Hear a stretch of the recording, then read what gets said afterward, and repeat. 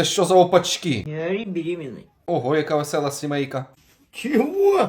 Чего, блин? Да вон нахуй, давай нарезай. Давай налізай. Давай нарезай. Давай залізай. На пробу нахуй. Не срав мій шарик 3 дня. То чи й ребришка. Ну дай, мясо-то приготовилось. М'ясо зовсім трішечки готовіше за вас. Ну и вот пробуй.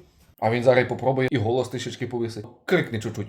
Ты специально здесь стала, что ли, или что? О, молодець, щас пизди получиш. А я что, за тебя посуду каждый раз должна мыть? Ви хоч там не побийтеся. Сам помой, ёб твою. Помоешь ты, блядь. Ты помоешь тело. Да, не переживай. Колись помиють, вдінуть, проведуть. Давай, пробуй. Жіночко, ти щас там набалакаєшся, і він тебе поламає. Не таких ломал. Как бы, сука, дал бы, блядь. Мужичок такий з виду опасний, ну водночас і безопасний. Иди отсюда. Сейчас. Я посмотрю, как ты будешь пробовать. Таке враження, що ви там якогось свого кінта засмажили. А я вам хочу розказати і нагадати, у нас можна замовити худічки, футболочки, світшоти з нашими емблемками.